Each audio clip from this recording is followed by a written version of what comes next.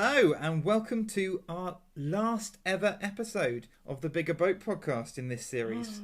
I know, where we go through Steven Spielberg's back catalogue of films one by one. Today we're watching his latest directorial effort, the 2018 film Ready Player One, set in part in a virtual reality world called The Oasis. And therefore we've arranged a virtual reality podcast experience for you, our loyal listener. So if you could please put on your VR headsets now, and you will be transported to our recording area where you will see all of us as Spielberg-inspired avatars. You can see me, Luke, as handsome adventurer Indiana Jones.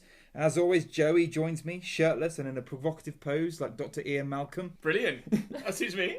And returning guest Alana is with us, and unfortunately, due to Spielberg's lack of believable female characters, will be represented as an amorphous blob with the phrase "content not found" on her. That's pretty lifelike, to be fair. Hello and welcome. Hey. How's it going, Alana? Not too bad, not too bad. Very good. Pleased to have you back. Yes, you're back by popular demand. Do you know this? One or two people have said... A couple of people cornered me and said she's the best guest you've ever had, so make sure you get her back. Well, I've already been told that I'm not allowed to be complimented anymore, just in case I get too big for my boots. I mean, it was a low bar. Were those one or two people me twice? Absolutely. And actually, we've got a little present for you, don't we? We do. Yeah. Ooh. It's not It's that gonna be a exciting at all. It is a mug! Yes. It is a mug. You've love just mugs. ruined the surprise No, for yourself. It's not. I love mugs. They're like my jam. What could it be? Happy Hanukkah, Difficult to get Alana. into is what it could be.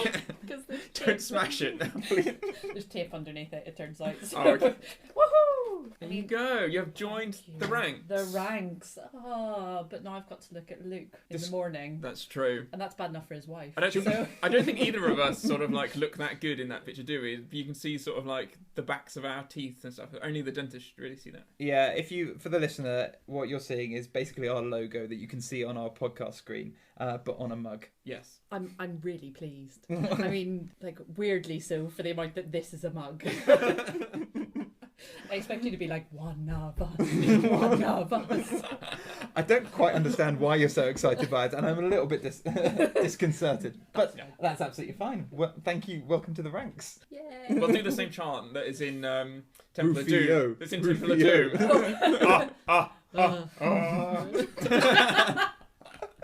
You remember that? No. Where was that?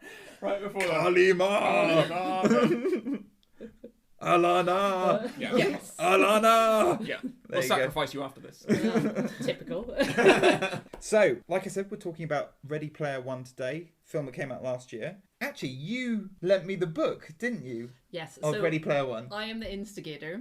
So Luke and another friend of ours, shout out Angus. He doesn't listen. Of course not. Too cool. But I think I originally lent it to Angus and said, "You're a massive geek. You need to read this." And then naturally, outshone by your geekiness, he passed it on. So the three of us went to the cinema to see it, which is the first time I'd been to the cinema probably in over a year. Yeah. But you lent me the book about 8 years ago or something like that, didn't you? Yeah. 8 years ago. When did it come out? 2011, I think it was. Yeah. Okay. 8 years ago. Yeah. So you got it straight away? Yeah, and I don't remember hearing that much buzz about when it came out. It's only now, since the Spielberg movie, it seems like absolutely everyone I know has read it, and I feel left behind. Well, it wasn't like it was famous, I think, in the fact that it was a very, very geeky novel and had a lot of 80s nostalgia to it. Yeah. But it wasn't critically that well received, and it's not, if I'm honest, that well written. I really like the book. I do enjoy the book, but Surely it's much more of a...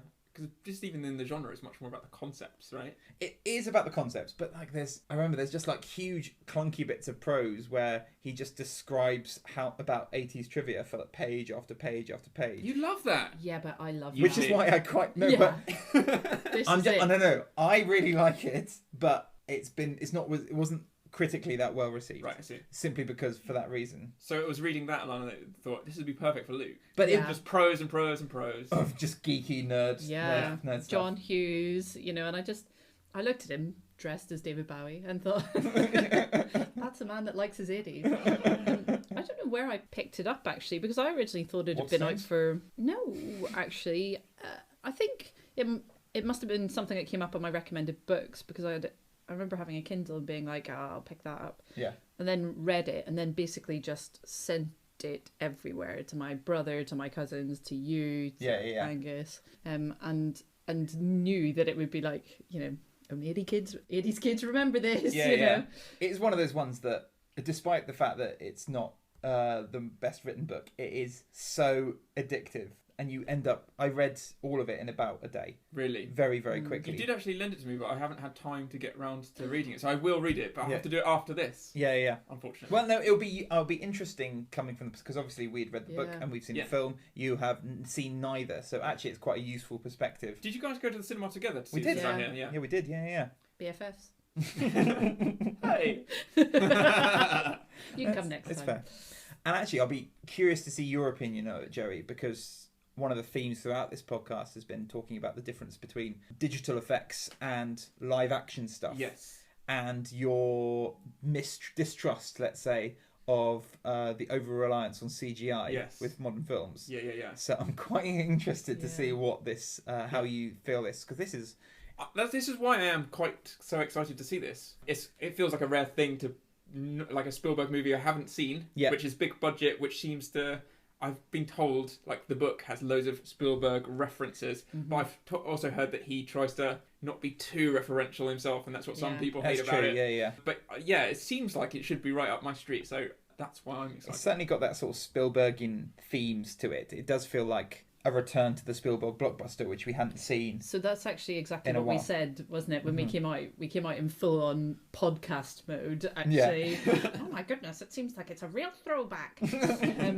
That's not an impression of me. It's better than you, yes, I guess. So, I mean, I have a secret, which is that I absolutely detest films based on books. Right. Because without fail... All of them? I mean... I can't think of any that come to mind where I think that was better. Jaws. All right. Okay. Yes, but it's hard to write about Jaws and not think, oh, that's dull. But a giant shark, that grabs the attention. But out of interest, have you read Jaws? Because I haven't. I don't think that many people have. No, that are our age. I've not read, but I hear it's a bit pulpy nonsense. Yeah. Yeah. And there's a bit where Brody sleeps with. Hooper sleeps with Brody's wife or something like that. Yeah. It's like a soap opera. I thought you were going to say Brody sleeps with the shark then. That is quite pulpy. That is niche. Oh, Bruce. he literally becomes pulp, I imagine. You're going to need a bigger... But for this one, I actually sort of put my reservations aside, because there are chunks of the book that I just thought, well, if I have to watch that, that'll be dull. Yeah. So there's one particular scene in the book where he has to complete Pac-Man, all of the levels. All of the levels. Oh, Lord. And I just thought, can I imagine watching that on screen? Even with a jazzed up tune over the top, but him still just sort of being like, waka, waka, waka, waka, waka, waka, yeah. dull. So I sort of went into this thinking, right, I'm going to pretend I haven't read the book. This is something completely different. I'm also not a massive CGI fan. Yeah. But that's on the basis that actually they are in a virtual reality. Yeah. Mm-hmm. So if it's not quite true to life, that's okay. Yeah, see, this is what I'm quite excited about with this movie, is that it feels like the medium suits the story. Yeah. What I loved about the first Toy Story was the fact that CGI looked really plasticky then. So why not make it about a bunch of plastic toys? It really suited it. Just as Citizen Kane sort of is about a news tycoon, and it really suits the sort of news format, the news reports format that it's shot in. And because this is a computer-generated world, it completely fits that it should be computer-generated. Exactly. Yeah. So I'm interested to see how they meld, because it feels like it's almost, from just what I've heard, it seems like it's the perfect story for the medium. So. Yeah. And it's a post-dystopian future, so it fits. It's filmed in Birmingham, it does. doesn't it? Right, Alana. I'm going to give you some death threats after that, mate. I lost it at the end there. I lost it. Don't we have any listeners from Birmingham? The technology's not there. Yeah. Can't afford an iPhone. We will. I'm so sorry. I'm taking the mug back. Any film news this week? Not any film news from me. Did you see the new Star Wars trailer? I did, yes. Mm-hmm. I did. I haven't seen the last one. Don't ruin it. If you're gonna ruin it, I'm gonna ruin it. It was only a teaser trailer. It was only a teaser trailer. So it gave very little away. How, apart from the last laugh. Did you notice that? Is that gonna be, if you're saying laughing, that's gonna be something like the Emperor? Oh, Yes. It Yeah. must know be what the I mean. Emperor, because if suddenly you say you laugh, saying that I'm has like, reminded me, yeah. it must be the Emperor. Okay, you've broken my code. Wasn't exactly like the Enigma machine, was it? Yeah, you've seen through my code. Oh dear. Yes. So that was quite exciting. That was quite exciting. Yeah. It's going to be an absolutely traumatic year. End of Game of Thrones. I know. End of Star Wars. Yeah. What else is ending? Phase 3 of Avengers. Oh yeah, I got lost a long time ago. I'm seeing it tomorrow, and I've never been more excited about a film. Really? Yeah. So it opens tomorrow, and yeah, I'm not going to the midnight showing because I'm not insane. He's also over the age of 30 and tired by life. So no, there'll be no midnight showing here. Yes, thank you. Yeah, no, I'm going to see it tomorrow with my wife, and I'm very excited. She is Average. She is going to be there too. Although I had to sit her down and watch Infinity War, and she liked that. Did she, or because it's Julia, she said, "Oh, I quite like that." Oh, I haven't cracked out my wife impression Oh, on okay. the so that's pretty probably a bit out of accurate. context, but it's a bit like that. Yeah. Yeah. Did you guys see a film in the last couple of weeks? I did, yes. Joey, do you want to go first? I met up with some friends for Easter, and it started with their dad talking about the fact that he'd really enjoyed this film, and Yeah. that if I hadn't seen it, I really should, which is The Death of Stalin, Yes. the Emmanuel Nucci movie. Yeah. Armando Iannucci. That guy. Yeah. He, co-writes Alan Partridge and The Thick of It, and always has his finger on the pulse, Yes. doesn't he? I like Armando Iannucci's Time Trumpet. Do you? Yeah. that seen sounds that about before? right. Yeah. No, I have not. No seen one else that. knows that? I think it's Venezuela. No one No, else. sorry. Too niche even for us. Yeah. You just excelled yourself. I'm going to post that with Carry on. I've never heard of it even. So, as I'm sure you can imagine, it's a sort of like black comedy satire. Stalin is well known for his black comedy satire. So it's to do You know, with like The Thick of It? Yeah, It's like that, but centered in Stalin is communist Russia. Yeah, Wow. Yeah. So it's to do with much more to do with the hysteria that happens after a massive dictator like that dies. Oh, okay. You know, the crazy sort of running around like headless chicken feeling that the cabinet and the nation feel. Like, Yeah. what the hell do we do now? He literally gave us answers for absolutely everything. Yeah. And so, Especially about the search, it's the struggle for power, yeah. and also the fact that people have been so cautious with the threat of death, you know, by saying the wrong thing. But now he's not in charge. We Yeah. don't know who's in charge. No one knows what to say anymore. So okay. for example, he's in his room, like his bedchamber thing. And he's got a couple of guards outside, and he's there moaning because he's in the middle of sort of having a heart attack, and they're too scared to go in, into the room as to what he might be doing. So Yeah. that's how he ends up just lying on the floor. It's got a really good cast as well. It's got a really good cast. Yeah. What I would say, Everyone's doing their own regional accents as well. Like Jason Isaacs is like a guy from Sheffield. yeah, he is. Yeah.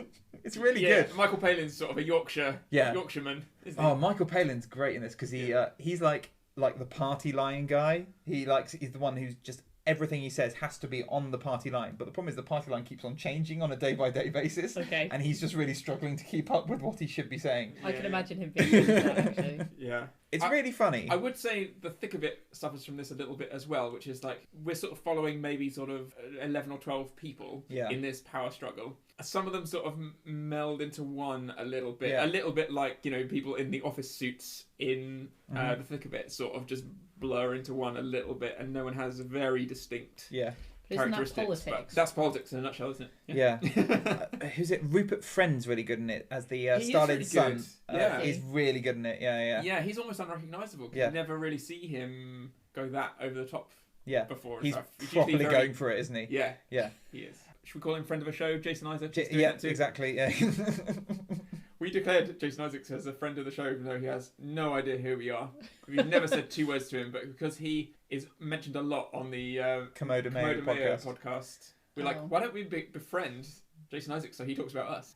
No, and then we said we'll just say greetings to Tom Hanks instead of hello to Jason Isaacs. Greetings to Tom Hanks. Yeah, there you go. Done.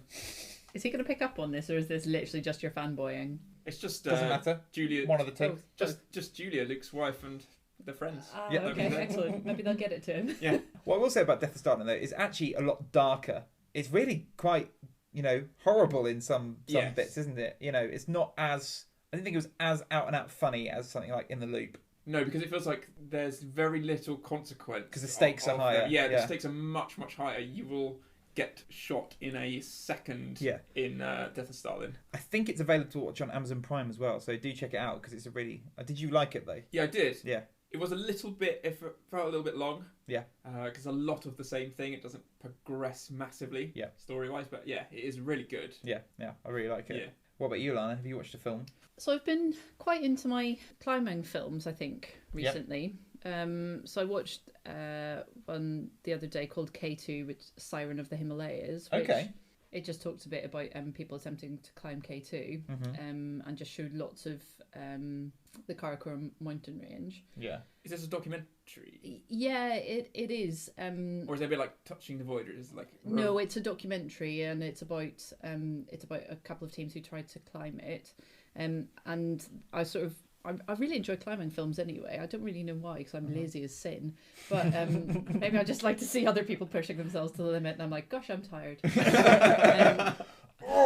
So bad. Yeah, Up the exactly. stairs. I did. I watched it in bed, to be honest.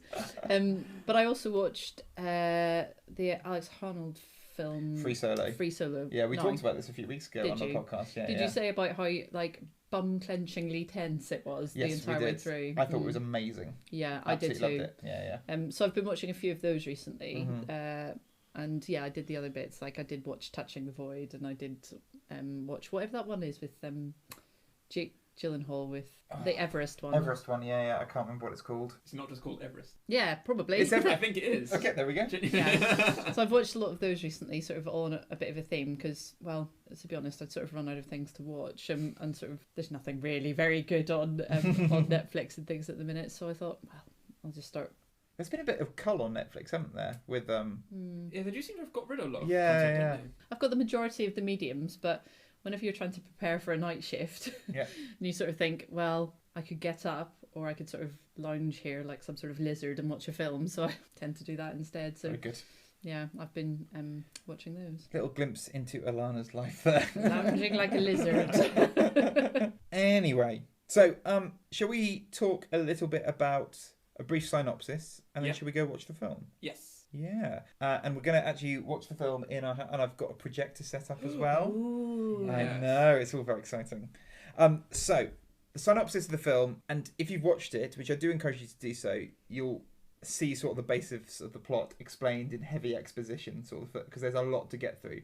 But essentially, this is about the story about in a dystopic future. I think it's 2045 where it's set, where in order to escape from the world, people go into virtual reality, and they go into a computer program called the Oasis, where you can do whatever you wanted to. Everything's on the Oasis, and most people spend a lot of their lives and working life in that. It was created by a sort of Steve Jobsy-esque figure called James Halliday, who sort of retreated from the world and was obsessed with the 80s. As he died, he left a game in the Oasis, an Easter egg hunt, and basically whoever could solve the clues for this would gain control of the Oasis, which was going to be the most lucrative thing. And it's about a few people's search for this Easter egg, and also adversity. Some other corporations are trying to take over and find the answers to it with nefarious means and ends. So yeah, that a reasonable synopsis? Yeah. Anything else to add? Sounds like what I've read, yeah. Good, fantastic. The book, we've already mentioned a little bit, is full of references to 80s shows, 80s music, things like that. And they've certainly done that in the film. It'd be too much to go through all of them. But what I want you to do is pick up some of your favourites, try and notice and see, and mention some of the ones you liked.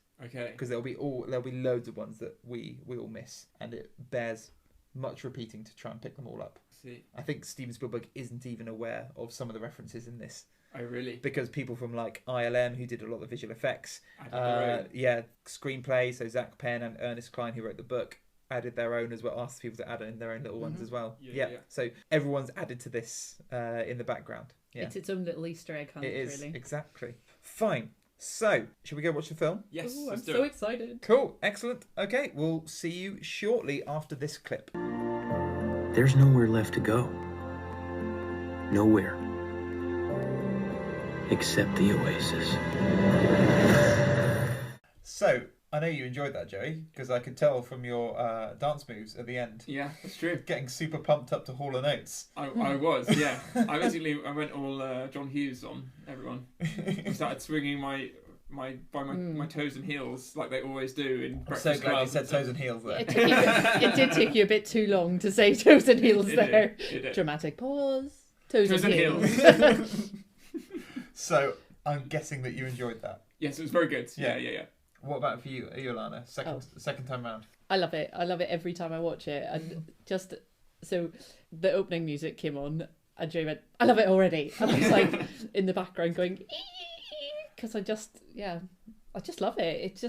It's back to fun, like doesn't take itself too seriously, just the best of Spielberg, I think. It's actually a brilliant one to end it on. Yeah. It feels like it's a little bit of everything we've seen before. Yeah. You know. Even that starting music, I did like. It was "Jump" by Van Halen, wasn't it? It and was. there's a bit where it goes like, "I get up," and then he actually gets up. Yeah. And then there's a bit where it goes, you got to roll with the punches, and it cuts to see a woman just like boxing in the Oasis. Just little stuff like that. It's just those tiny. It's a film that's full of tiny little touches, which really rewards rewatch value every single time. Yeah. Geeks are gonna just go to geek heaven on that. There we are. And we're there.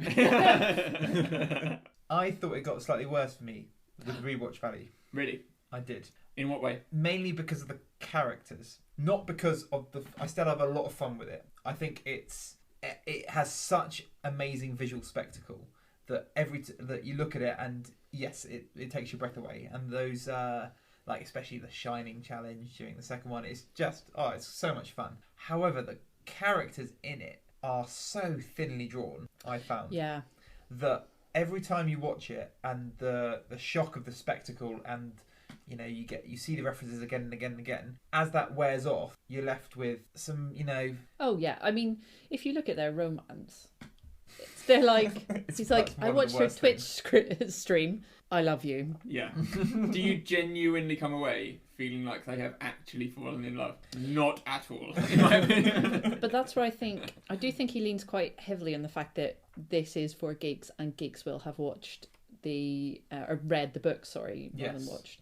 And so the book goes into a bit more. It's a bit more believable. There's a bit more backstory, a bit more feeling behind it. You always have a bit more story time, don't you? As in, like, the story could last for a whole couple of years if you wanted. But I feel like a movie time needs to be much shorter, so you could develop an actual relationship a bit better, I think, in a book. In the book, they talk about that. They do develop it over a much longer period of time. And they don't actually meet in real life till right at the end, do they? Oh, really? In the book. Mm-hmm. Yeah. So they've moved it forward to try and. I think trying to make the romance a bit more believable. Well, it's to try and hit the romance beats, isn't it? Because I've actually been reading about this a little bit. So, you always have your... How to Meet a Girl. Well, that's savage. I want to go in the Oasis. Luke, what's it like to be with a woman? I'm with a woman right now. I'm recording a podcast. And it's really fun. What was I going to say? Yes, it builds up the... I've been reading about like A and B stories. So like you set up your A thing, which is usually connected to completing the final mission first. Yep. And then you need a little break from that. So that's when they usually start bringing in the love interest. Yes. Around sort of the half an hour mark. Yeah. So it's basically, I think that's what they're trying to do, is hit those beats a bit more. Yeah. I can see how it would be quite unfilmy, frankly, to have them just meet at the end. Yeah, and also if your representation of Samantha or Artemis is just through the avatar, you still don't know if she's a woman. You wouldn't know if she is a feasible love interest. That's true. Until right at the end, if it was in the film. You could still have Jack Black turn up at the end. Hello, it's me. Well, you know what? That's... Catfishing. Yeah. Well, that's one of the more interesting things of the movie. There's a conversation when he falls in love with her very, very quickly, and He's clearly very, very geeky. But okay, I guess so. And then there's a conversation he has with H, and he goes, he could be a fat guy called Chuck in, his mom's basement in Detroit or something like that. Yeah. And that's interesting. That whole on-line relationship. That's something interesting to explore. And then they completely ignore it and very fortunately for Wade, the sexy elf turns out to be a very attractive, age-appropriate woman. Yeah. Sexy human who actually looks quite a lot like her avatar, doesn't Yeah, she? exactly. Yeah. Like the chin and the particularly like the lower half of her face. Apart from how big her eyes are, basically, she looks very, very similar. Yeah. It's just so convenient, and they're like, they raise an interesting point, and they go, never mind, it's all fine. Don't worry about it. Part of the reason why H raises it is, of course, because H is not H, isn't it? Well, H is not a massive troll, no. Well, that's it. So Bridge, it is not internet. oh dear. And that's sort of why she brings it up in the Oasis to sort of say, hey, not everything is as it seems. They could be anyone, even though you're my best friend. Okay, yeah. Exactly. And I also think, like, with the main theme sort of being, like, it's better to live in the real world, in a way it is better that he does actually meet Samantha in the real world. No, I think... sort of get to know her, and we get to know her a bit in the real world, and not just watch her avatar.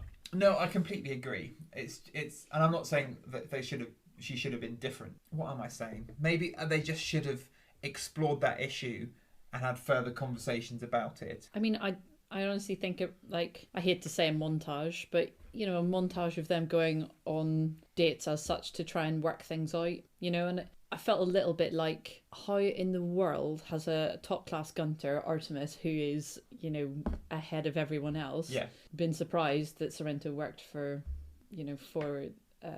those guys at the start?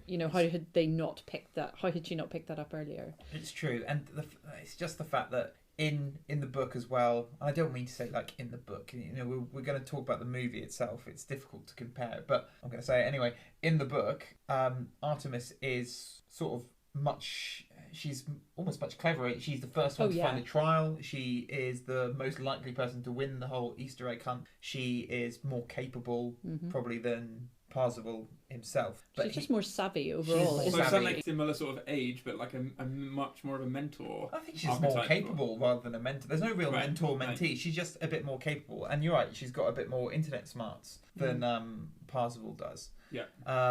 But yet Parzival is sort of almost the chosen one. Yeah. When you mentioned Sorrento, who is the villain, by the way, that he worked for them. Yeah.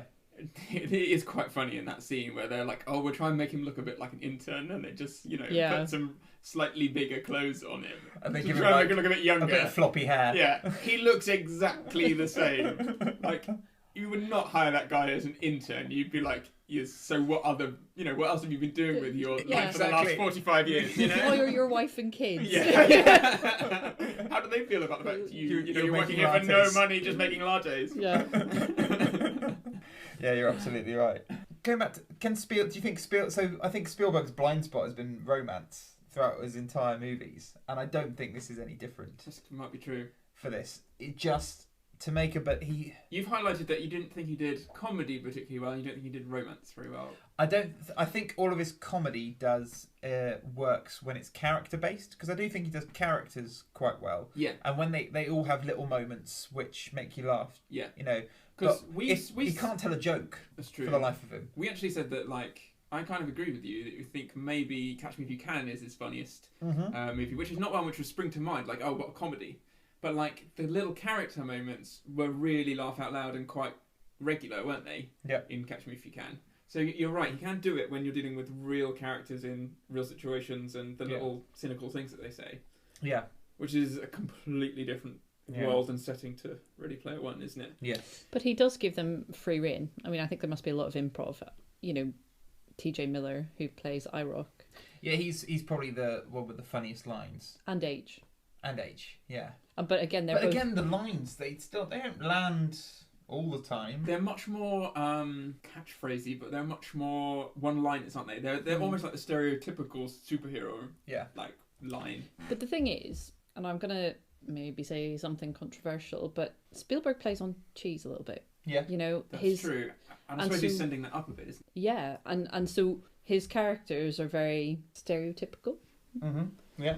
And he plays to archetypes. Yeah, and that's what he has made a career out of. Mm-hmm. So, and he's always, grossed really highly. He's always received critical acclaim. So essentially, when we get to the end of his film, package and say, oh, they're very one-liner. It's like, yep, I'm not really sure what you were expecting here. Mm-hmm. Anything else? I enjoy it for what it is, because if you go into it, so I sort of thought about how I was going to watch it again the first time, because I was very much like, have to not think about the film or the book before I watch the film. And this time round I thought, right, I'm going to look at it from the point of view of this is a Spielberg film and just think, is this the best of Spielberg? Because we enjoy it. Like, bottom line, most of the times you've sat through these films and you thought, that was pretty good, and so I did the same thing and just took it for pure Spielberg. I was just like, yeah, that's good, that's quality, that's good.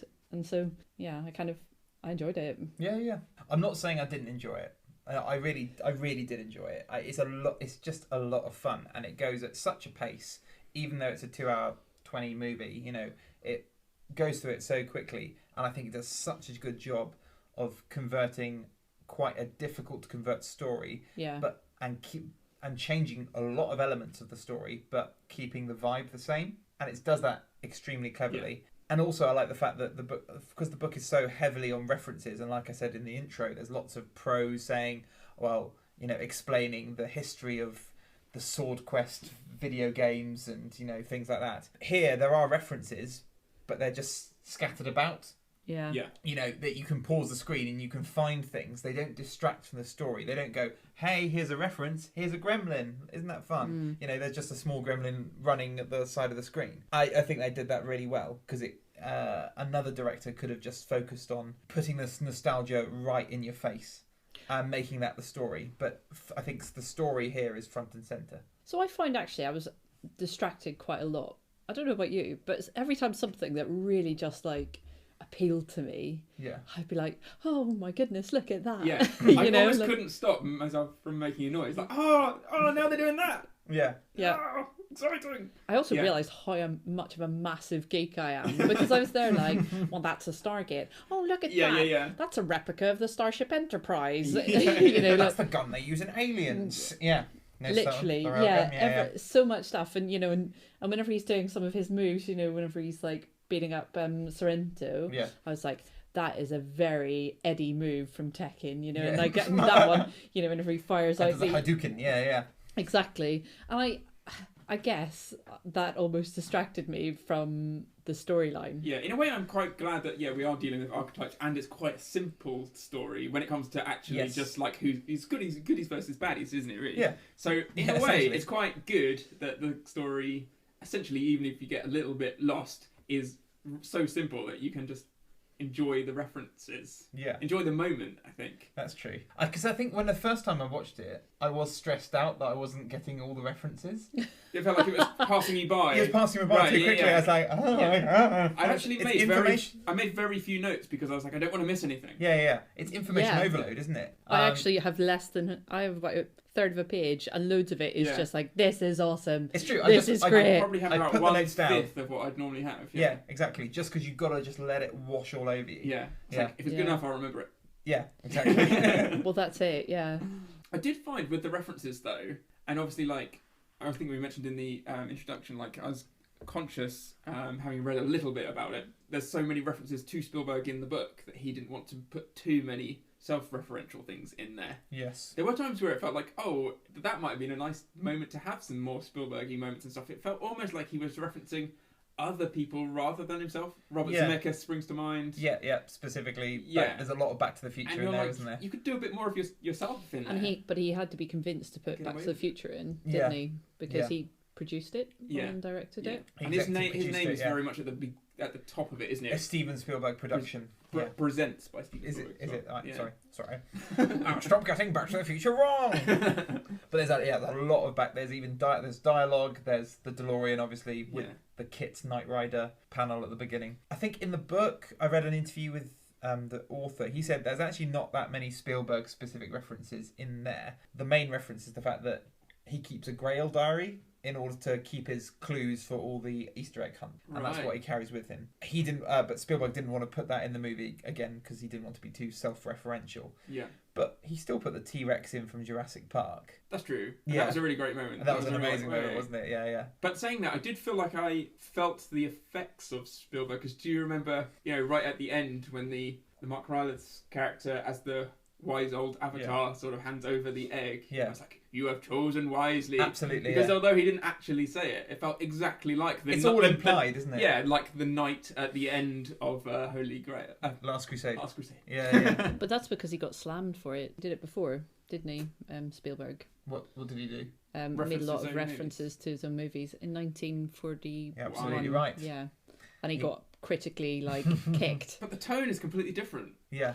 Yeah, but it doesn't matter, does it? Because you can imagine, he's done it again. I think him. He's become a bit more humble, and also there's plenty of stuff for him to draw on. Also, if there's not actually that much Spielberg references in the book, to then put in more in addition to Jurassic Park would look a little bit hubristic, wouldn't it? Yeah, but I mean, there's got to be a point where you sort of go, what sort of stuff would you I am great.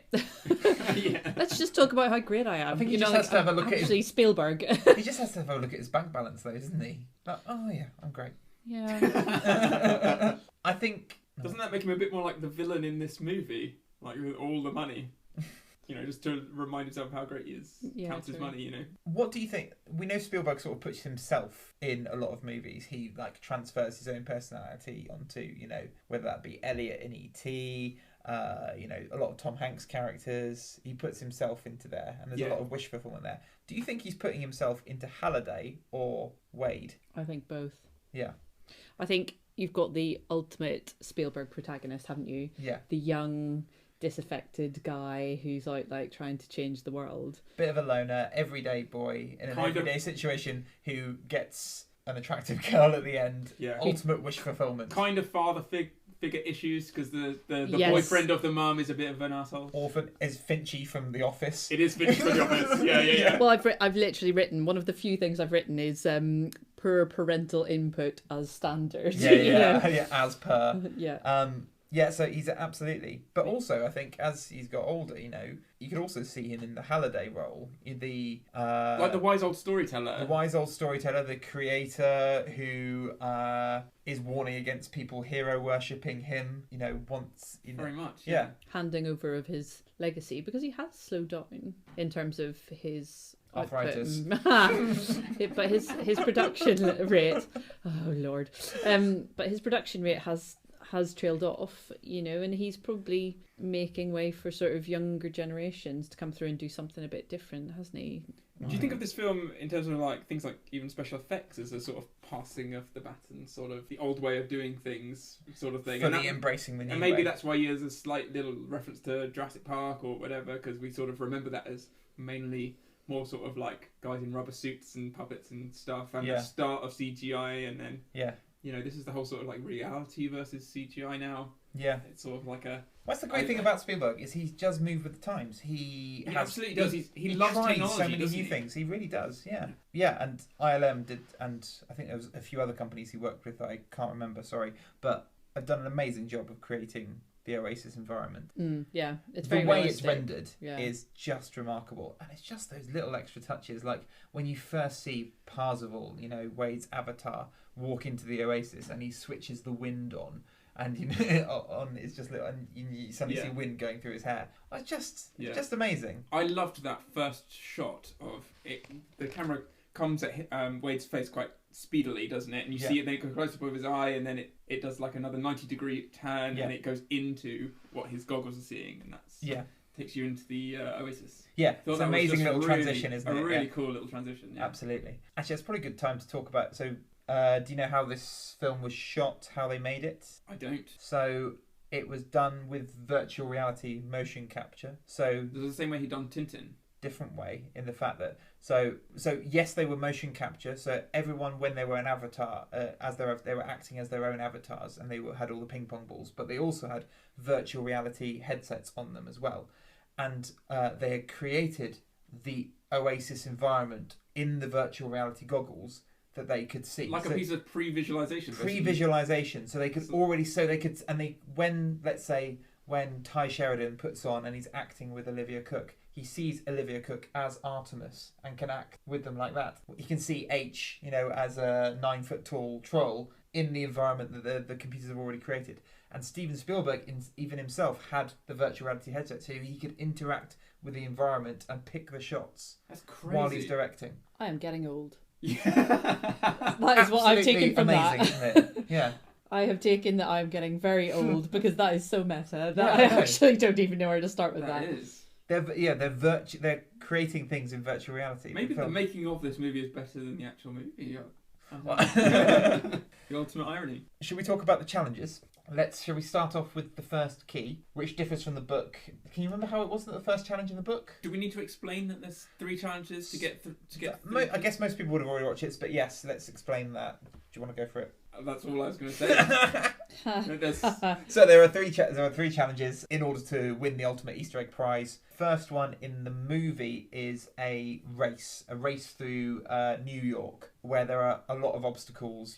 Spikes, swinging boulders, a T-Rex and King Kong, as they have to try and get to the finish line. I think in the book, actually I wrote this down somewhere. That's right.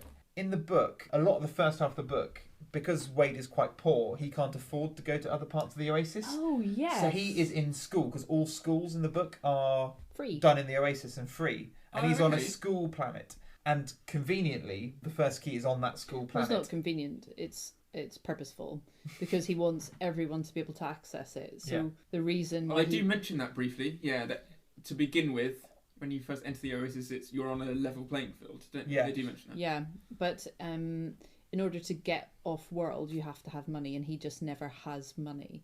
And the original quest in the first one is hidden in this school world, which he just spends a lot. Yeah, he just spends a lot of his time wandering about it, doesn't he? Because he can't get off it. That's true. Yeah. And eventually, he sort of searches it and finds the particular shape that he's looking for in the school world and goes there. I see. So that's a callback to the ending in this movie with the Pac-Man having to wander around a maze aimlessly. No.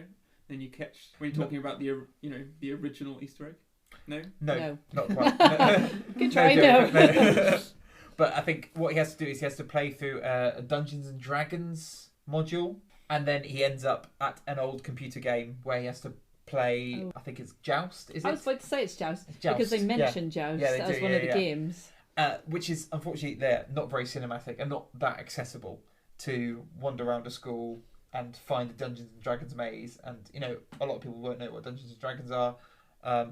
Watching someone play Joust isn't that exciting. No. So I think absolutely just completely obliterating that, saying off screen that someone's already found the first challenge and there's a portal. It's nice that other people have done it and it's not just one person who's found all the challenges. I quite like that. And that it's this race. And that is much more cinematic. Yeah, I mean, it definitely is.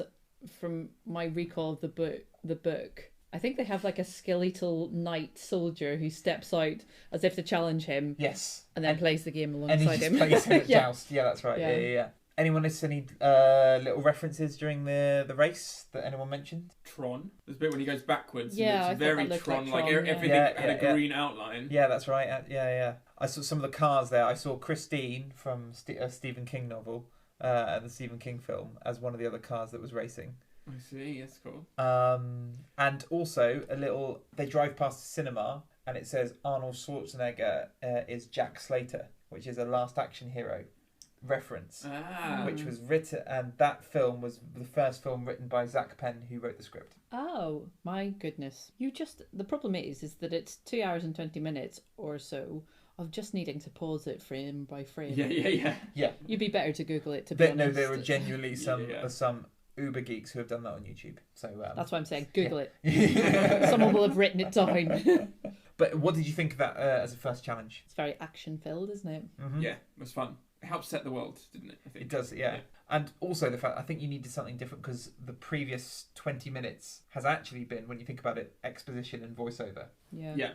Which is quite difficult. It's like it is the biggest amount of exposition. Yeah, it is a little bit long, that exposition. It does feel a little bit like okay, start the story now. Did you think it needed it, or could it be trimmed down, or because you'd never read the book, or if you came into this I completely can totally bland? see why Spielberg thought, like, let's just make sure it's really clear. Yeah. And even though, it does start to feel like start with the story now, I do feel glad that it is crystal clear. Yeah. And it adds to that whole sort of like, I then don't mind being distracted by the references. Yeah. Because he's doing that distraction technique as well throughout the entire of the exposition. Yeah. Yeah, He does it quite a lot. Yeah. Just to keep your mind active. Yeah. And he gets the first key. The second challenge is probably my favourite though. Oh, The Shining. Well, I was not expecting that.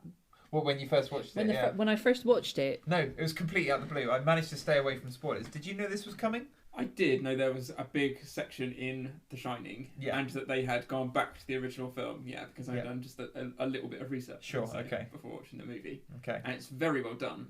Oh, it's so well done. So in the book, I think we've touched on this before, it's a bit dull. He has to recite the entire dialogue of a film. War games, War games, which we sort of thought, oh god, please no. Or does he go into Ferris Bueller's Day Off? No, he goes to war. It's War Games. Is Is that a Peter Weir movie? About a nuclear blast. Who directed it? Or was it John Hughes? Might be John. Someone in the 80s directed a film called War Games, and he recites the entire thing word for word. So, I mean, it makes sense that there was a film section in it. That it was The Shining, which I actually love. I love The Shining. I mean, it was just a Billy bonus, wasn't it? Yeah. Because they recreated the Overlook Hotel, and I think this is the bit where because I'm going back to this interview I saw with Ernest Cline. Obviously, he was excited putting all the references in. When Spielberg decided they were going to do Shining, he saw Spielberg geek out on set that the fact they were recreating one of Kubrick's finest movies. I think part of the reason why I loved it so much was because H hadn't seen The Shining. Yeah. And so you're watching it, and he's like, "Hey, little girls," and you're like, Don't go there. there. No little girls. Don't go to the They're elevator. Not little girls. Run. Yeah, it does give you that moment of dread, Yeah. like, oh god, he's got a lot coming to him. Yeah, It's true. And also, all the funny bits are the fact that rely on the fact you've seen The Shining before, like when he goes into room 237. Which wouldn't mean anything to anyone who hasn't seen The Shining, but you're like, oh no. Yeah. What's going to And he's happen? like, "Hey, naked lady." You're like, "No, absolutely not." Yeah. It is too good to be true. Oh, it's so good.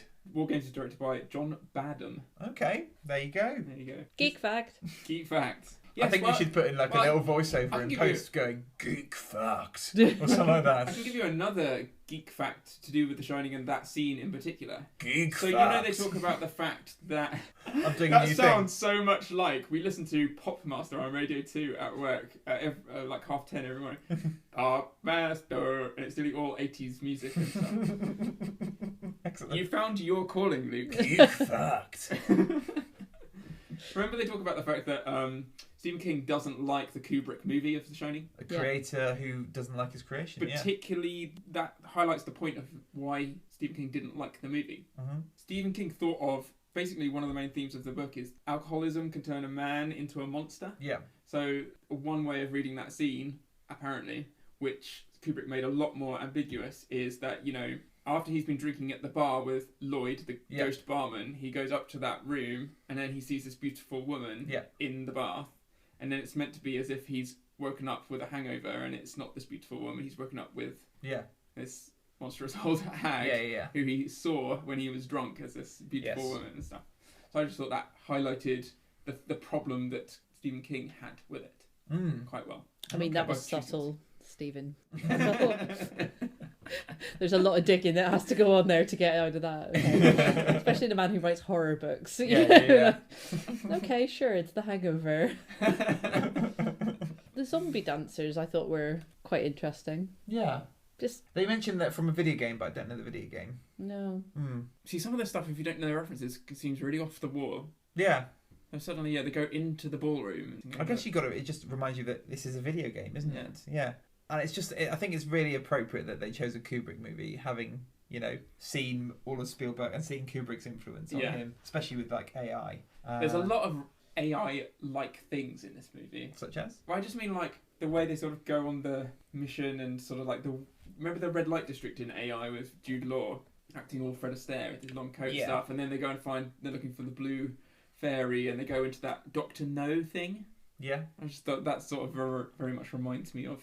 Okay. Yeah. You have clearly watched AI a lot more times than I have. Once was enough. Dr. No is voiced by Robin Williams. Who's this big professor face, which sort of like is a hologram. And I sort of, if I close my eyes and squint really hard, I can sort of recall AI as a bad dream. Yeah. And then a lot of the see-through screens, which still strike me as a really bad idea, because you can't see a screen as well if you're seeing through it as well. Yeah. Just remind me a lot of Minority Report. Yes. Yeah. That's actually exactly what that is. Something about it was very off-putting / familiar. Yeah. And then now that you've said that, yeah. Imagine trying to study and concentrate on a see-through screen. You would just end up looking at whatever's moving behind you. Yeah. And does anyone else think that the future must, in some way, we must invest in a lot of silver, highly clingy material, because every single futuristic film is like, well, I like Lycra. Yeah. Someone's going to discover a mine somewhere of silver, and that country's going to be rich. Yep, absolutely. Yeah. Now, Olivia Cooke's outfit, particularly when she ran out of the Yeah. IOA building. That looks very much like Fifth Element. Something about that reminds me of Fifth Element. Yeah. It's all non-specific sci-fi, isn't it? Yeah, and it also kind of, particularly when she was running between the furniture in the baddie's office, something very sort of, I'd even go beyond James Bond and go straight to Austin Powers about that. Yeah. I don't know why, it's the fact that it's really showed her figure a lot and stuff. It was like, I don't know, it's got very 60s James Bond. Okay, sure. Pastiche or something. Well, it is. It's a bit like, what size did you say you were? 10 to 12. Excellent. That'll be a 4 to 6, please. Extra tight around the bosom. Like, excellent, thanks. We're gonna need more padding. Yeah. I'm meant to run in this. Good.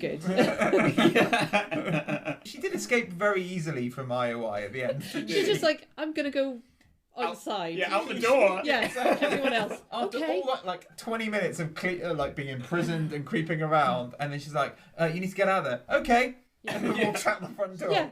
She's still here, but we don't care. See ya. Have a nice day now. Do you think... so one of the criticisms that has been launched at this is the fact that Artemis doesn't have as much to do, and she ends up being more like a prize for Wade. Now, I don't necessarily agree with that, but what do you guys think? Yeah, she is the prized love interest, isn't she? Yeah. As written in the archetype. Is she just the manic pixie dream girl archetype? Because that is an actual pixie. Hopefully she's a little bit more than that, because she does actually advance the plot a little bit through her actions. So she's not just there just to say quirky things. And like I said, I don't think she is. I think she has got more to do, and I think they've tried to make her specifically have more to do in this. Again, in the book, I think it's Wade that gets imprisoned at IOI, isn't it? But they've reversed the roles and get it for her to do it in order to be the one that actually deactivates the shield at the end. I mean, she's a bit better than some of his feminine figures, but she is still a foil. She is still there, like, wide-eyed. Oh yeah, compared to other female, she's Emmeline Pankhurst, isn't she? I mean, yeah, compared to most of his stuff, yeah. But I wouldn't exactly say that she's, strong, independent woman. You know. No, she's still flatter than Wade, I think. As a character. Arc's good. He is an arc, really. No, he stays kind of the same. Yeah, I think. I just find her to be a lot. Again, we said we wouldn't do this. Compared to the book. Yeah. But she is a lot weaker than she is in the book. Yes. And she is very much used She's very as much a foil. force to be reckoned with in the book, isn't she? Oh yeah. Yeah. Wade is, not a bit lame. Yeah, Wade is a bit weak and a bit lame, and he does things as he's serious about it, don't get me wrong, but he sort of almost lucks onto the first one, and once he's onto the first one, he gets a lot of sponsorship and and everything like that. She's out there making it for herself well before she meets him. Yeah. And is that what he's sort of attracted to her about? He's just attracted to her because she writes, and they mention this briefly, that she writes blogs. She basically has the same sort of opinions as he does, and he's just latched onto her as some sort of... He's a fanboy. He's a fanboy, and he's put her on a massive pedestal, which he does in this, but in this, that pedestal seems unearned almost. Yeah. It feels like the real one is on a level playing field with the Avatar almost. Do you know what I mean? There's not much difference between her Avatar and herself. No, and I think he says he loves her really quickly just because they get the same references. I Which don't is not know. the basis for a relationship. My wife most of the time has absolutely no idea what I'm talking about. Maybe that's the secret of success Yeah, that's in true. real life. Yeah, there you go. To be completely fair, she touches him in a special place, and he is a teenage boy. So there is a very What are you talking good. about my wife? No, I'm married now. That doesn't True. happen. Yeah. But that is a good, probably first rush of hormones. You can't rule it out. Yeah. Touch on an arm, I'm in love with you. Yeah, exactly. Let's do it. It's only after he gets that sort of special bodysuit where he can feel touch, isn't it? It's like, Yeah. oh my God, I love you so much. Exactly. I don't know. I think if I could change one thing, Yeah. it would be that she wouldn't be quite so doe-eyed a lot of the time. Yeah. And in need of rescuing. Yeah. Because it is him. He needs rescued in the book. Yeah. And here it is, I'm going to shoot you for your own good. Yeah. Oh, God. What a hero. Yeah. It does fall into a little bit of cliche. And that's where my problem with the movie is just the characters. Not the plot or the story. It's just the thinness of the archetypes. Yeah. Yeah. The idea, the themes, and the way they sort of explore the theme is quite good. But yeah, the characters themselves don't go on any emotional journey, really, do they? Not particularly. Or not one that's particularly believable. No. But again, it's not really the point, and you can still have a lot of fun with it. Yeah. Oh, I mean, I loved it. Yeah. I mean, you're killing my vibe. But I did spend that entire film, just sort of just enjoying all of it, Yeah. and I can forgive the gaping holes in her backbone for a start. Yeah.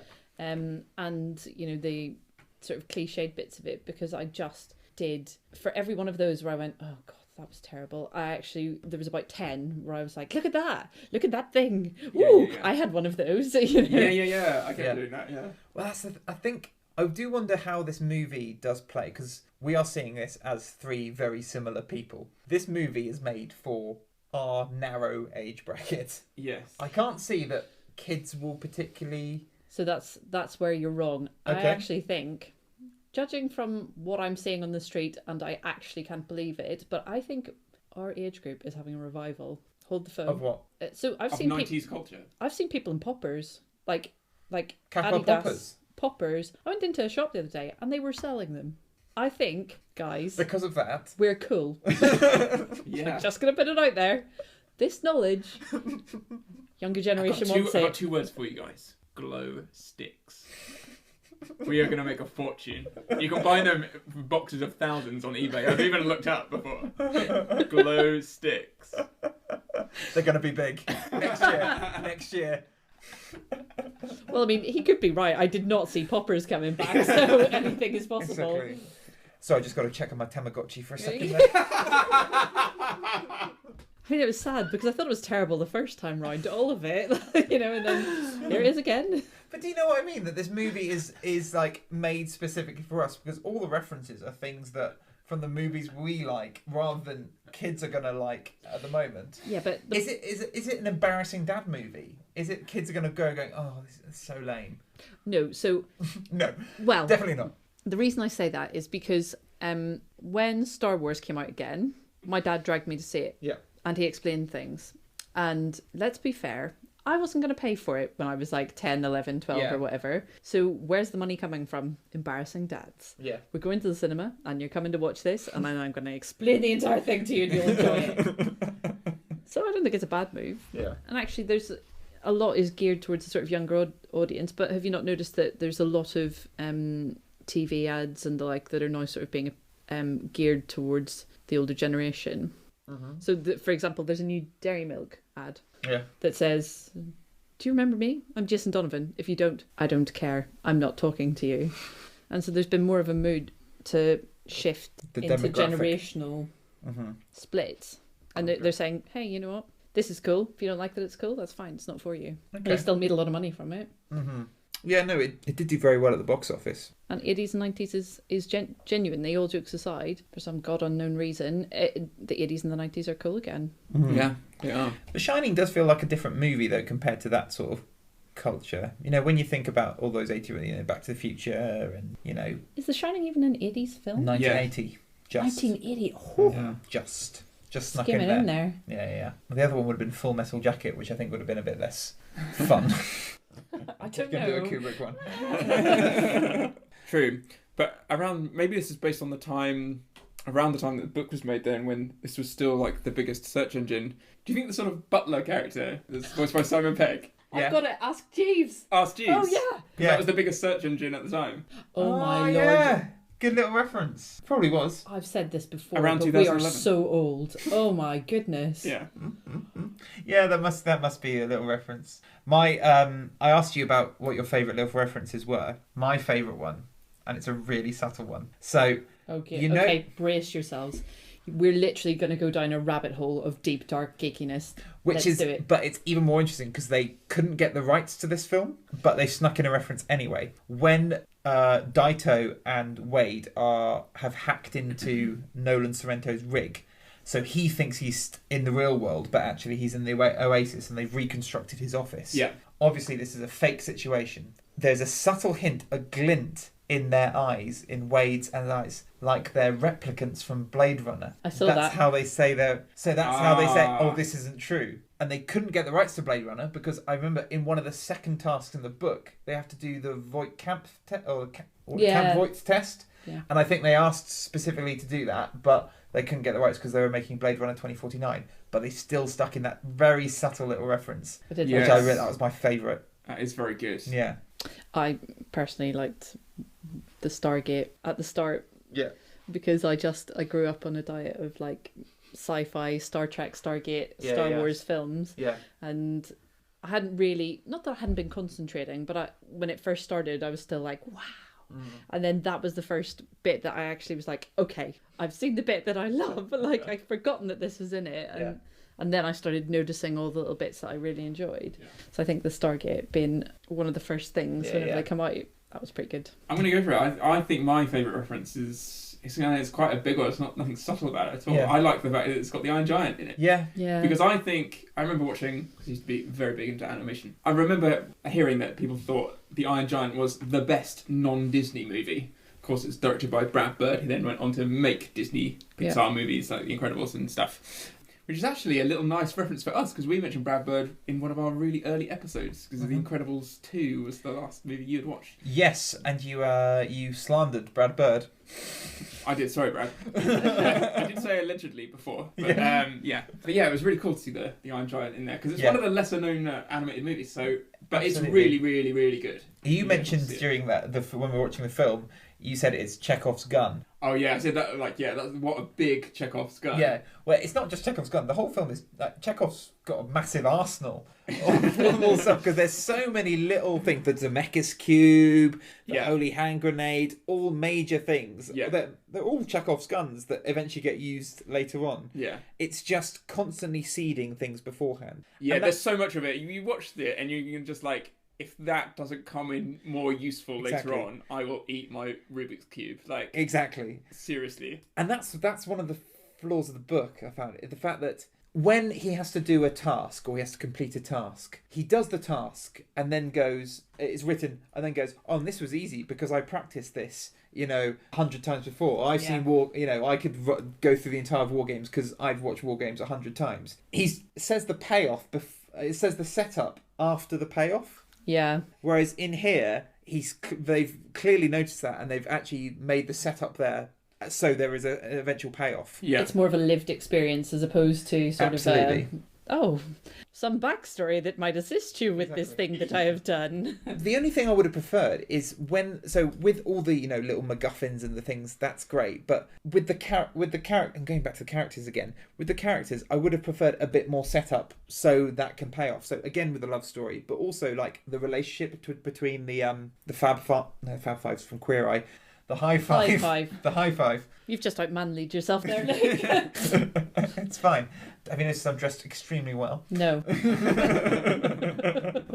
So, like, with the high five, you assume, like, they're meant to have a close relationship and they're all meant to be a bit of a family. But they don't really know each other until, like, before the second task. No, Daito and Sho do. So, what I mean is, as a five, as a unit, they just show up together for the second task without without any real build up. The fact that they've contacted each other or had much of a relationship or an interaction.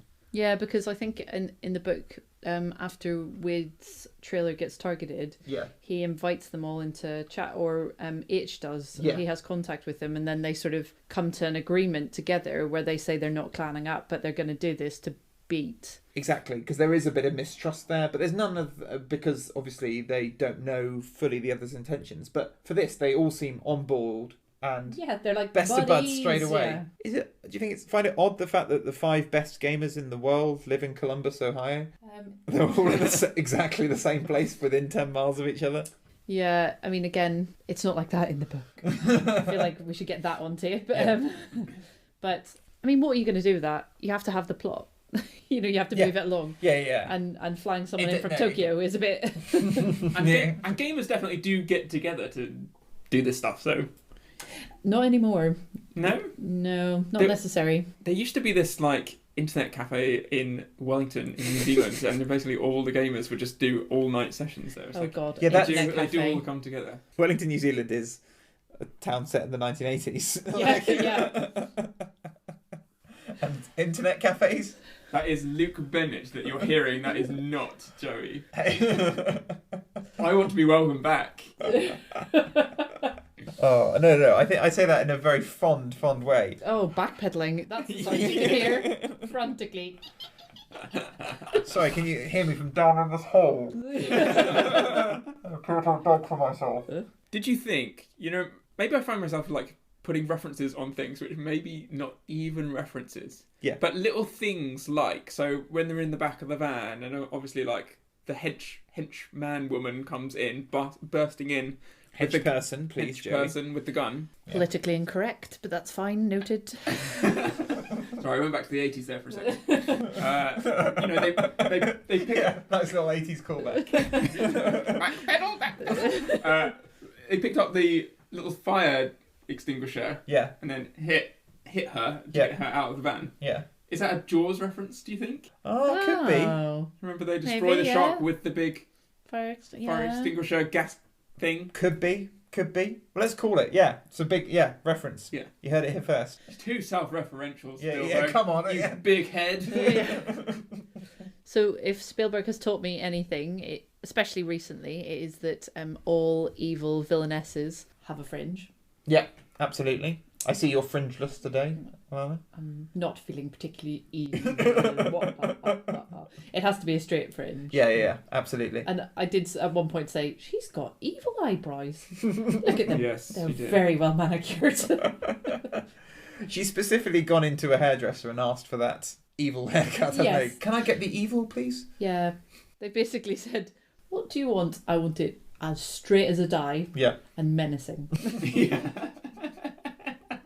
I dare you to do that next time you go into Tony and Guy. Have you seen my hair? By the way, it's very curly. Curly people cannot rock a fringe. Curly people are not evil at all. It's only straight-haired women. Did you know about the real Easter egg hunt, Joey? No. You know about this, don't you? I think I do, but remind me. So in the book, I'm mentioning the book again because it is interesting. The author, Ernest Cline, put in his own Easter egg hunt into the book. So I think there were either, when you looked at the text, there were little indentations in some of the letters or deliberate spelling mistakes that if you put together, it gave you a website URL. Right. That website lets you play a game. If you beat the game, you got the first key. And then there was another challenge for a second key. And if you got the third key, it would be the first person who had to break a world record in one of the original Atari games. I can't remember which ones they were, but someone had to set a world record. And the winner of that competition won a DeLorean. Oh, that was a mistake actual for DeLorean. them. No. DeLoreans were made in Northern Ireland. Yeah. And they did not do well. Not one of our finer products. Lovely to look at. Very interesting with this wingy door things. Went on fire relatively quickly. Is that a documentary then in Back to the Future when it leaves the fire tire print? It was just meant to drive It's not the Libyans, it's just some poor Northern Irish. Yeah, we are very, very good with a flame and some petrol. We really have gone back to the 1980s.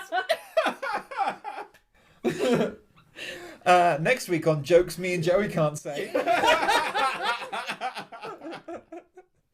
There will be sexist jokes as well. Did anybody feel like they were basically a kid again? Yeah. I did, and that's what I love most about this movie. And that's what makes it Spielbergian. Looking up at the big screen, because as I say, we projected it. That really made me nostalgic for my childhood. Yeah. And then more so than fantastic. That's great. Actually, I would say up there with as much as watching something like Jurassic Park. Yeah. Really? Oh, Yeah. that's brilliant. Yeah, I got a little comforting, invisible hug watching it. And you brought out some popcorn. Yeah. And I was like, guys, you have to get in on this. Yeah. And we all just sort of had a little bowl of popcorn to ourselves because we're not stupid. Yeah. And, We're not making noise. yeah. Well, more sort of Not rustling, don't please. touch that. That's mine. You know. And then I just the first bite of popcorn and just watching the screen. I think that was the point where they were coming along and the T-Rex came out, and it was just perfect. I just felt like a kid. I was just like, oh, yay! Yeah. And in a way to sort of try and explain some of my actions, that's why at the end I jumped up and danced John Hughes style, like Breakfast Club style. I went there. Well, it didn't feel like that. It felt like, you could just sort of cut loose, because even I was having a little dance on the settee. I mean, that's the final pose, isn't it? That we should. That's the photo we should post from us. It should be all of us like doing a Judd Nelson style. Yeah. Fist in the air. We need a ghetto blaster on one shoulder. Yeah. Yeah, let's do that. He only has vinyl. He's too hipster. He won't have to get a blaster. Hard to balance one of those on your shoulder. I'll do it. Any other themes that you had during this, or anything else you want to say? I suppose I just really wanted to say that it's, for me, this is classic Spielberg at his best. This is just a brilliant summary of everything that he's done. Like, it's just a perfect throwback. If he didn't make another film, I mean, that would be okay with me. That's really high praise for something that's been sort of middlingly received critically. Yeah, but that's probably because they're looking for something a bit more. Yeah. They're looking for something that's breaking boundaries or doing something outside of the norm. Yeah. And I'm just looking at something to take me back to my childhood. Yeah. And that simplicity.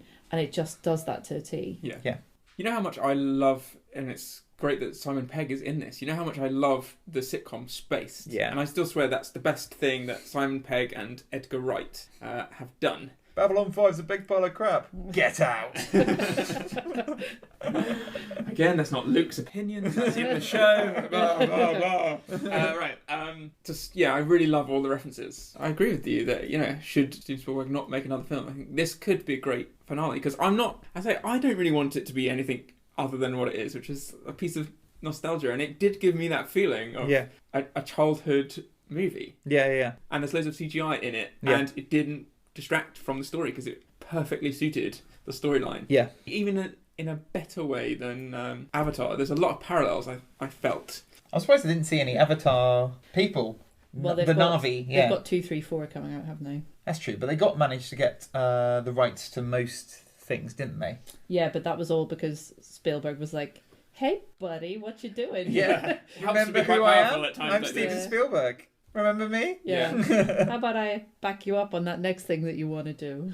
And I like the decision you also made to not include like some of the major people. Like, so there weren't people dressed as Luke Skywalker or Leia or Han Solo. But that's rubbish. Like, can you No, imagine? it's not rubbish. Absolutely it is. If you've got a geek world filled with geeks doing geek things, Luke Skywalker is right in the centre. And they mentioned the Millennium Falcon once. Do you see any... Nobody has a lightsaber. That is crazy. People in real life have lightsabers. That's very true, actually. Man and his dog would be like, I've got my lightsaber, want to borrow? I think I genuinely do have one upstairs. Of course you do. And my pocket one. Do you, Luke? Oh. Don't worry, he doesn't kiss his sister. With tongue. Moving on very swiftly from this. They did say...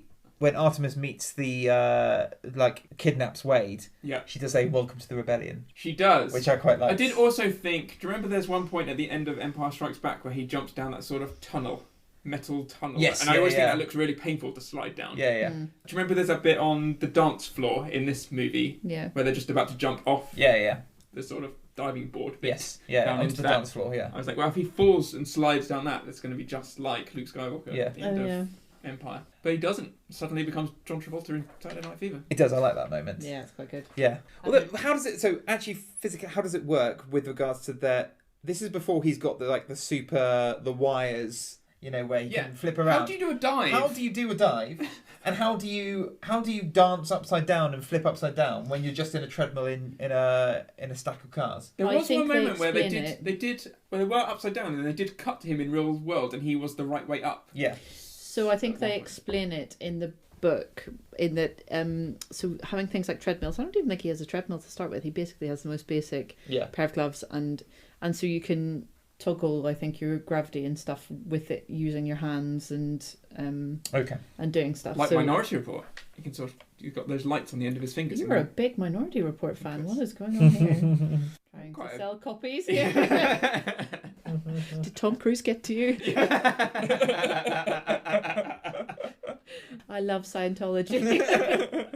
They're coming for me.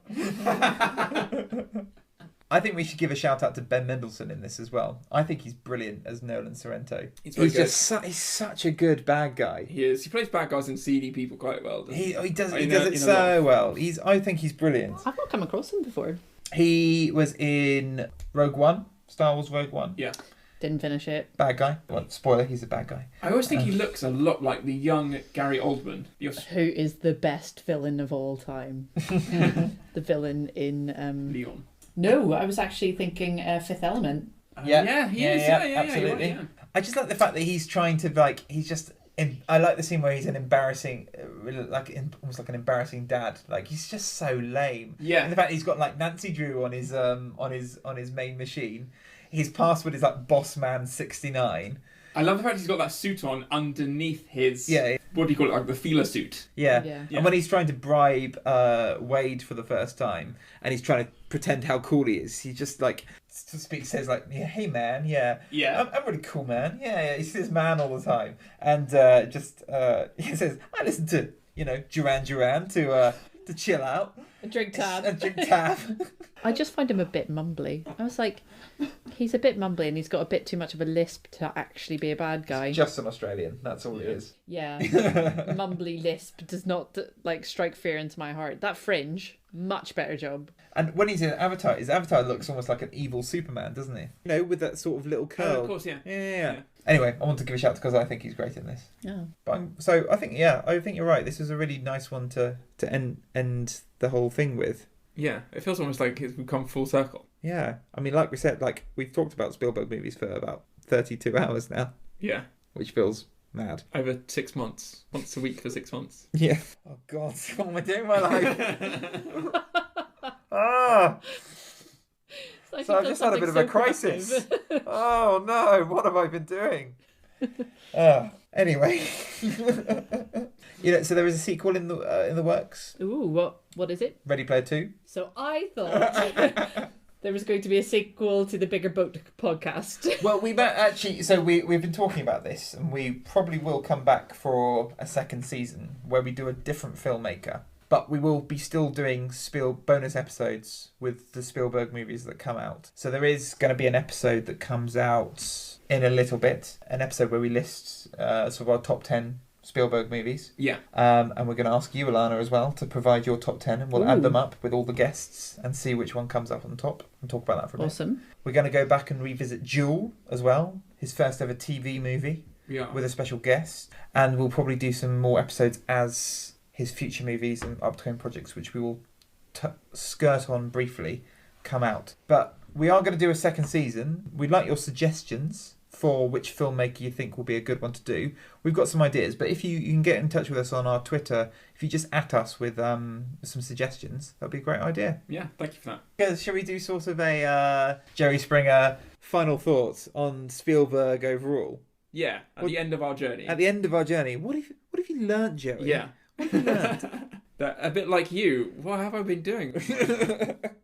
So what are your sort of overall impressions about Spielberg, having watched every single one of his movies? Having heard quite a lot of interviews with Spielberg, he does say that he sort of considers himself much more of a craft or a tradesman rather than an actual artist and stuff. Okay. And I would argue that his artistry does come through what his, any sort of technical know-how that he Yeah. Because he is basically trying to say there, I think, that he doesn't have any distinct signatures, and I think he does. Yeah. There's definitely, we've highlighted quite a lot. Yeah.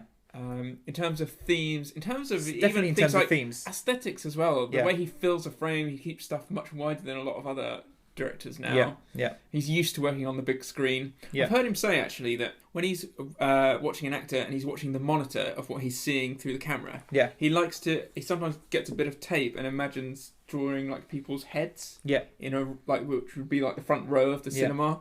I think that's quite a good way to do it, because suddenly it gives you a perspective as to like what they're looking at kind of thing, and what scale they're going to be seeing it at. Yeah. His camera movements as well, like, I think that's something that comes through. I think they're quite distinctive, very distinctive. They're always on the move, and there's some very difficult transitions that he does, and it keeps the brain active, and I think that's very, very typical of Spielberg. Yeah. I think he's a populist, isn't he? And he's a popularist. And he's a master of sort of genre filmmaking. Yeah. But that said, having gone through the whole lot now, which I don't think I would be aware of if I watched all of them intermittently, sort of just here and there. Yeah.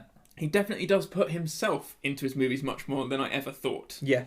You can almost track his life story if you know what you're looking for. Yeah. From E.T., sort of like the breakup of his divorce of his parents, to suddenly realising like the situation isn't what he thought it was. We think is around the sort of 2003 mark when Catch Me If You Can came out. Yeah. Because he has a different attitude towards fathers. Yeah. To a man who sort of feels like he's now looking back on his life a little bit. Yeah, absolutely. To the extent of Ready Player One, where it feels slightly nostalgic even for his own past works. You can feel him growing up through cinema, where he starts a lot imbuing things with a very childlike sense of wonder and a childlike view of the world. And then post Schindler's List, I think it was, when he starts looking at things in a more adult way as he becomes a father himself. Yeah.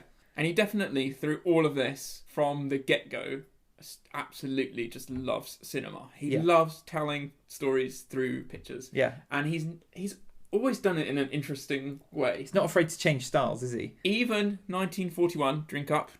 Yeah. As a thing to look at, it's, there's a lot going Spectacle. on. Spectacle. Yeah. Dazzling spectacle. Yeah. I think his best films are timeless and speak to common experience, and I think that shares that. Things like childhood, coming of age, loss of innocence, all that sort of stuff. Yeah. And I think his more historical work is often quite inspirational rather than fatalistic. They will often have a moral clarity to them and a very complete narrative that starts and finishes in a very nice, neat way, apart from a couple of examples. Specifically like Munich, maybe the end of Empire of the Sun as well. Yeah. But which he's been criticised for in the past. And I think sometimes that happy ending, not like that, can come at the expense of story. Yeah. Sometimes. Yeah. It feels like he's altering the story to fit that happy ending. Exactly. And the ones I'm thinking of there, something like Saving Private Ryan, AI definitely. Yeah. War of the Worlds, probably more than anything else. Minority Report as well to a degree. Yeah. And I think his blind spots, we mentioned them already in this podcast. Romance is the main one. Yeah. I don't think I've seen a convincing portrayal of a romance from him, and he's tried specifically with Always. Well, this ties in quite nicely with a point that I made, which is I feel like being a dyslexic. I'm just trying to paint myself as Steven Spielberg. By the way, of course, being dyslexic as well. I feel like I understand the aspects of his dyslexia and stuff now, right down to the extent of things like, because I've heard him say in interviews that he basically doesn't like being Steven Spielberg when he's not in the middle of the mayhem of a production. Yeah. So that accounts for, even when it seems like he's taken a 3-year break, suddenly he'll come back with 3 movies that open within a week of each other. Yeah. Or something ridiculous. So I feel like I understand that part of him as well. That I feel like he does have a certain amount of guilt that he hasn't necessarily been there that much as a stay-at-home dad, because he's always out making something. Yeah. But he does try to show his life and his life's journey and document his life in the way we might take family snaps or whatever on the beach. Yeah. He tries to do it through his own movies in terms of themes and that kind of thing. Yeah. So he, has just gone about it a different way. But I feel like I do understand his personal journey, just as well as almost looking through like a family album or something. You just thought of the point of this podcast in the place, wasn't it? To try and understand the filmmaker a little bit more. Yeah. So yeah. No, just more or less on the same lines. Okay. I was just going to say, doing the research behind some of the movies has been really good too, because it does change the way you look at the movie. And it's just been really nice to hear things like Emily Watson on the behind-the-scenes documentary for Warhorse mention Spielberg saying, "Oh, I had a sleepless night last night because I was worried about how this shot's going to come out." Yeah. It's just really great to know there is a man behind the machine that brings these movies out. Yeah, a lot of people comment that the fact that they are very intimidated, and Spielberg himself is aware that people are intimidated that they're meeting Steven Spielberg, and does his absolute best to convince him that he's a normal guy and make them at ease. Yeah. He gets complimented on that quite a bit. And it does seem like he does do that quite well, Absolutely. In those behind-the-scenes documentaries and things. He's always very quick to, thank his cast and crew and stuff. He's always saying he couldn't do it without them. Yeah, absolutely. So, with the future projects that we've got West Side Story coming up with Ansel Elgort. And do you know who that is, Alana? Yes. You were looking at me completely blankly. Well, no, because I was more thinking, and you in the role of Maria? No, it's a 17-year-old girl who's not acted before called Rachel Zegler. And I think a couple of weeks ago... aren't they meant to be Puerto Rican? Yeah. Zegler. I think she is Hispanic. Oh. Yeah, so it's fine. I was like, oh. She's not this German girl, don't worry.